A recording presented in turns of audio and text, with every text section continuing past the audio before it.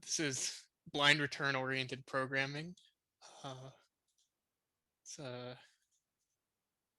a variation of return oriented programming in which you're not given source code or a binary, and you don't know anything about the service that you're exploiting, other than the fact that there's a buffer overflow in the service.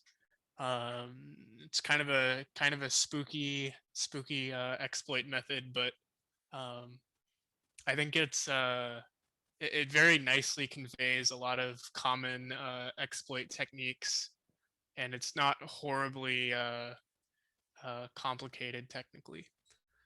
Um, so we're gonna go through and we're gonna like first talk about like what the requirements you need to have in order to perform blind ROP, and then we're gonna talk about like defeating some of the mitigations of like normal ROP, but now we don't know anything about the binary.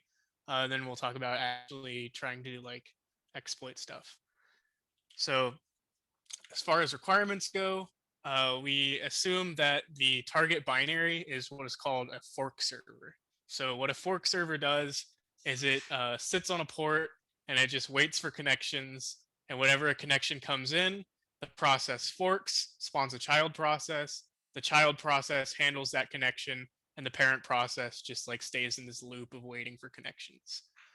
Um, so we also assume that there is a stack-based buffer overflow somewhere in this child process that gets spawned. And the reason that we require to have a fork server is because the address space is not re-randomized when a process forks, and stack canaries are also not re-randomized when a process forks. So this makes the exploit actually possible. Because we can use the fact that it doesn't re-randomize in order to kind of brute force some of the mitigations that are put in place. So uh, the main mitigation that we have to get around here is stack canaries. So stack canaries are a very standard protection from buffer overflow attacks. They're fairly it seems like the obvious thing to do in order to prevent a buffer overflow attack is to insert a stack canary. Like it just makes sense. Like you put a random number between the return address and the function variables, and if that random number ever changes, you know that there is a buffer overflow. So all we do is we just put a random number, and then when the function returns, we check if that random number is still there. Um, and It's very like a stack canary is a very fast way to mitigate a lot of attacks. And in this case, we can get around a stack canary by using the fork server property. So yeah, this is what the slide says. Like the value of a canary is compared to a global copy in the function prologue. And if the canary value is different, we crash the program and say like stack smashing detected or something like that. So this is what this looks like. We have variables. We have like the saved RBP and the return address. If we were to do a buffer overflow in foo, in order to overflow the return address, we would also have to overflow the stack canary. And when we overflow the stack canary, by the end of the program, the stack canary will have a different value. So the program will crash and we won't be able to do a ROP. So with the fork server though, I said that the stack canary value isn't re-randomized. So what we can do is we can just try to guess the lowest value of the stack canary. And if the program crashes, then we know that we guessed wrong. And if the program doesn't crash, we know that we guessed correctly. Um, and normally, like in a normal execution setting, this wouldn't help you because the program would crash and the stack canary would get re-randomized, and now you don't know anything about the stack canary again. But in the case of a fork server, if we learn the lowest byte, we can we know that the stack canary on the next run is going to be the same. So we can just use the first byte that we learned and repeat the process and learn the second byte and so on. So um, yeah, because the stack canary is not randomized, this allows us to brute force the entire canary. Uh, and it takes like 256 runs to guess uh, each of these canary values, just because there's 256 possibilities. And that's like seems like a big number, but in the grand scheme of things, it's like not a lot because you can do that many runs in less than a second. So we can brute force a stack canary. Now we can start with the actual attack. Um, so uh, now we're able to overflow and overwrite return addresses, so we can control the instruction pointer. So uh, the question becomes like, what do we do? Like, we can control the instruction pointer, but we don't know what any of the code looks like, and we don't know like where any like good ROP gadgets live in memory. We don't know like anything about the layout of the memory. Um, so essentially, we just guess, and uh, what we eventually want to do is we want to eventually call the write function and write the entire binary code segment back to the attacker machine, and then just like do a regular ROP, right? Like we would like to leak the entire binary's code back to ourselves, reconstruct the binary on our side of the server, and then just do like a normal ROP the like easy way. Um, and the process for doing this is fairly involved, but I think it's a really nice way that the paper explains how you do it. So uh, we know that write accepts three parameters, right? In RDI, RSI, and RDX. So in order to eventually call this write function, we need to control these three registers. And the main part of blind ROP is figuring out how to control these registers.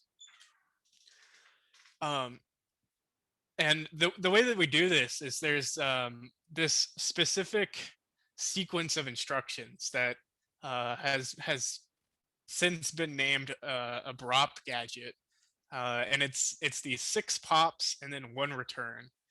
Um, and this we we know that this instruction is almost guaranteed to or this instruction sequence is almost guaranteed to appear in any binary because it appears in this function underscore underscore libc csu init, which is one of the functions that that's called before main. So um, the compiler will insert this instruction sequence somewhere in the code segment, and if we can just find it, then we're able to control 6 registers, right?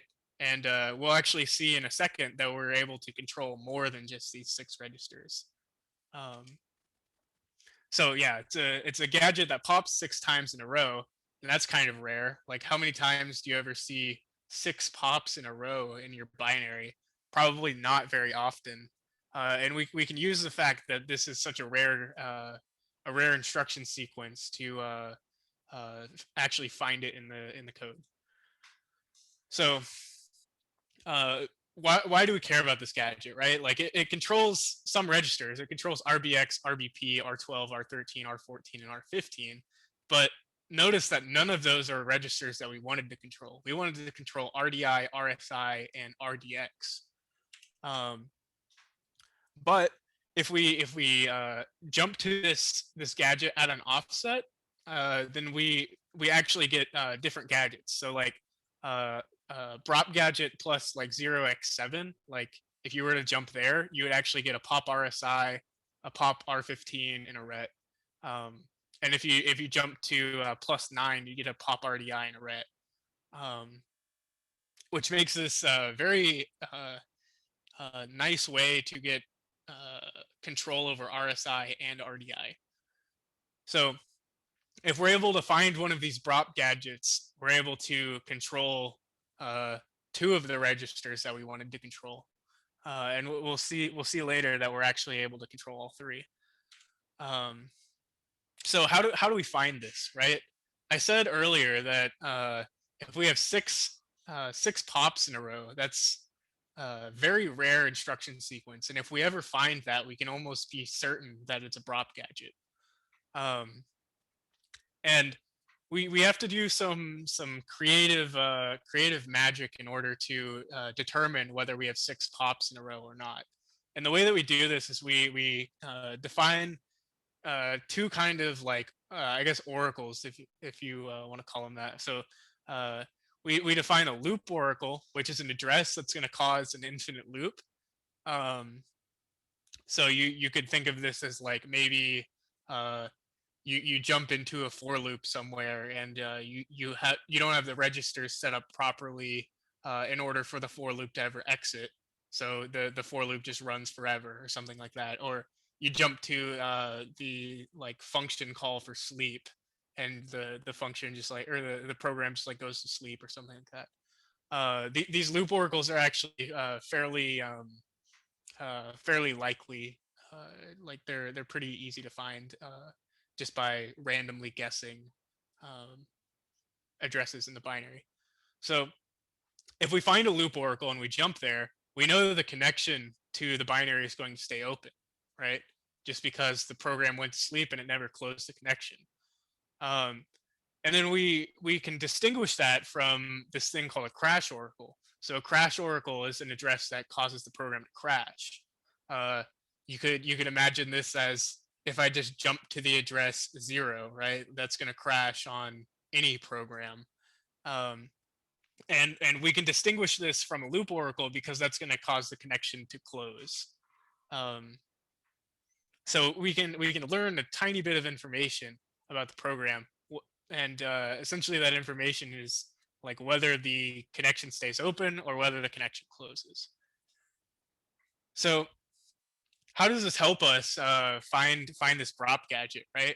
Um, we can construct our like ROP chain to look like this, where we have like a test address as an address that we want to check whether it's a BROP gadget or not, and then six crashing addresses, and then one looping address, right? So um, and what this is going to do is, let's say that we jump to an address that has two pops at it. So it's like pop RDI, pop RDX, and then like an add and a return, something like that. Um, so if we jump here, this is going to pop this first crash oracle off the stack, pop the second crash oracle off the stack. It's gonna like add some stuff, and then it's gonna call ret, and ret is going to return us to this crash oracle address. So notice that if we have 0 or 0, 1, 2, 3, 4, or 5 pops, we're going to crash. And the only time that we won't crash is if we have 6 pops. Um, so if we were actually at a BROP gadget, we're going to have these 6 pops, and then the return address is going to be pointing to the loop oracle. So instead of crashing, we're going to loop. So we can just iterate through the entire address space and look for some address that when we jump to it with our stack frame set up in this way, the connection stays open. And if the connection stays open, we know with high certainty that we've found a BROP gadget. So yeah, we just start guessing random addresses as the BROP gadget, starting at 0x400,000, and that number is just generally where binary code lives. Like it's just kind of like a standard address. Um, and yeah, if the connection stays open, we found a BROP gadget, and we can use this gadget to control RDI and RSI as shown earlier in the talk. So once we find this BROP gadget, we now have control over two of the registers we wanted. And we can use it like this. This is a set RDI RSI gadget. So we would put the address for um, the pop RDI gadget, and then we'd put uh, our desired RDI value, and then we'd put when we jump there, we're gonna do pop RDI, and then it would pop this value into RDI, and then we would ret. And when we ret, we go to BROP plus 0x7. And if you remember, that's this gadget over here that pops RSI and then R15. So we can set RSI with the desired value. We put some junk here, and that's what gets popped into R15. And then we can continue our ROP chain above this. So we would have some other return address up here that also does stuff that we want. So now we have control over RDI and RSI. Okay, so how do we control RDX? I said earlier that we will be able to control RDX as well. Unfortunately, pop RDX gadgets are fairly rare, just in general. Like, it doesn't really depend on the size of your binary. Pop RDX gadgets are just they just are very infrequent. So the way that we can get control over RDX is the function string compare happens to set RDX to the length of the string that was compared. So if we're able to call string compare with some string that we control, we can set RDX to whatever the length of that string is. And string compare probably lives in the PLT, assuming that the binary is complex enough to actually call string compare. So probably anything that you would want to be actually exploiting in the real world would certainly have at least one string comparison in the entire program. So string compare will probably exist. And further, we know where the PLT is mostly. It's going to be near 0x400,000. So the PLT, I didn't say this, but the PLT is a table where each entry is 3 instructions that jump into libc. So it's kind of like stub calls that you can use in order to jump into a libc function. And each PLT entry is 16 bytes long. So if we are able to find the PLT, we can very efficiently enumerate all of the PLT entries. So what we're going to do is we're just going to start at 0x400,000 and iterate every 16 bytes and test whether we're at string compare. And once we find string compare, we're able to control RDX. Now the question is, how do we test whether we're at string compare or not? And there's this useful property of string compare that string compare requires you to pass it valid pointers, and it requires 2 valid pointers in particular. So if we put 2 invalid pointers, say 0 and 0 into RSI and RDI, then if we jump to something that we think is string compare, it's going to crash. But if we were to change them to like readable addresses, say 0x400,000 and 0x400,000, then string compare is not going to crash. So using this, we can we can filter out which addresses are possibly string compare fairly well. So we can construct an oracle for string compare the same way we made the BROP gadget oracle. And this will give us the ability to overwrite RDX. So how do we do this? So we need to reuse this loop oracle thing. So if we are to if we use this this ROP chain here on the left, what it's going to do is it's going to put string 1, which is some guess of like a readable address, into RDI, string 2 into RSI, and then it's going to call string compare. And if this is actually string compare, we expect this to be successful, and we expect this function that we call not to crash. So we expect the loop oracle to be called next, and we expect the program to hang. Whereas if this was not string compare, this left side may still work if it's not string compare, but this right side probably won't. So the right side is the same thing, but we're passing in 0 addresses. So if this is not string compare, we would expect this to crash as well. Um, and we can kind of just do this like a bunch of times and see, like, check to make sure that the results of an address match up with the results listed on the slide. And if it does match, then it's probably string compare.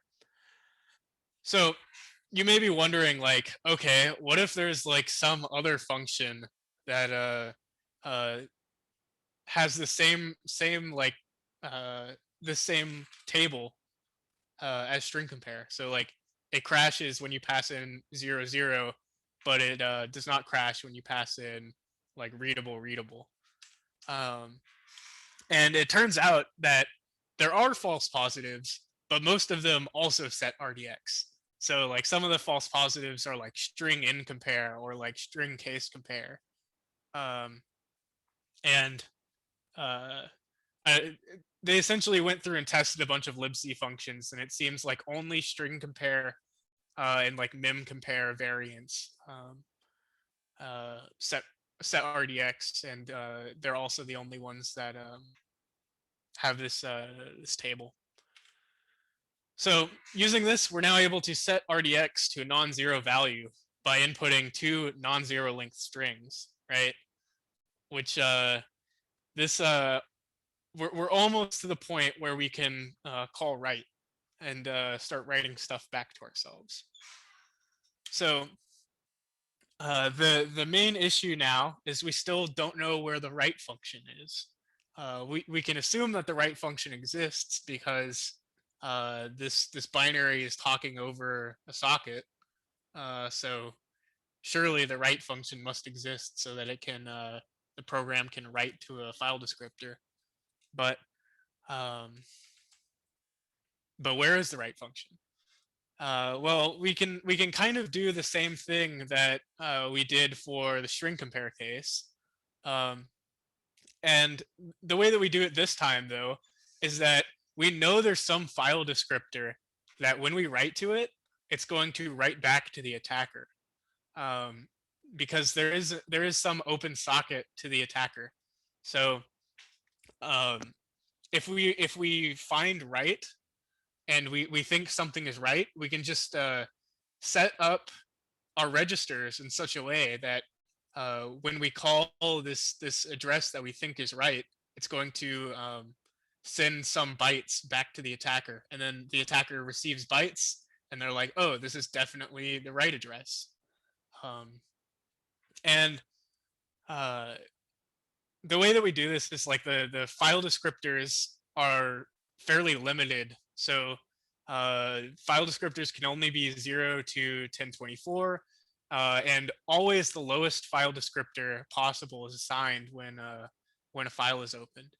So we can guess that the file descriptor is probably going to be like 3 or 4 or something like that. Um, and that makes it very easy for us to enumerate um, addresses and find right. So yeah, we can guess the file descriptor by trying all 0 to 1024. If the attacker receives any bytes, we found the correct file descriptor. Write is in the PLT. PLT entries are 60 bytes away from each other. If we just iterate all the PLT entries again, we will find write. And this is uh,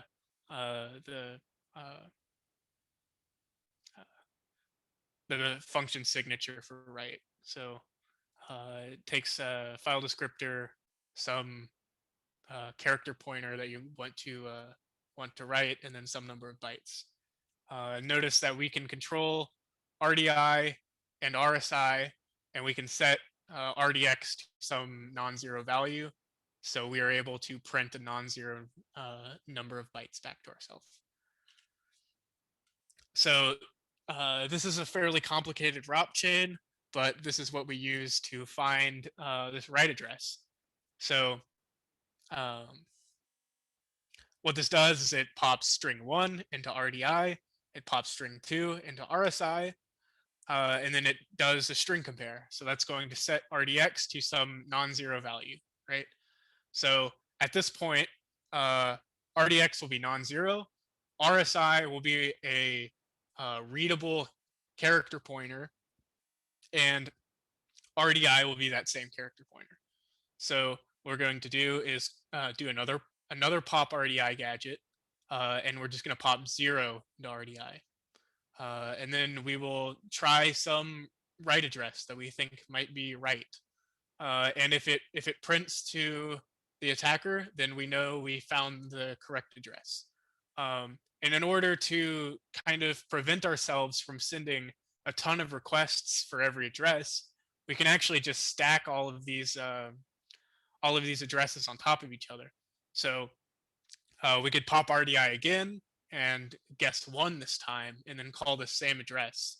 Um, and uh, if we just stack 1024 of these on top of each other, we only need to make 1 call uh,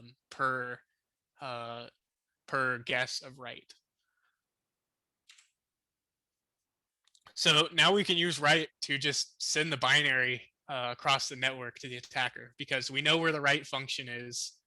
We can set RDX to some really big non-zero value by just guessing like where a string is in memory, or we could just set uh, we could just take the string that we pass into string compare to be some really long binary sequence in the middle of like the code segment or something like that. Like it's not a readable string, but there's probably not null bytes in it. So we'll just set RDX to a huge number, um, and then we can just print the binary. And when we print the binary, we can just do a regular ROP. Uh, yeah. So I think this is a really cool attack. If people have questions, I'd be happy to answer them.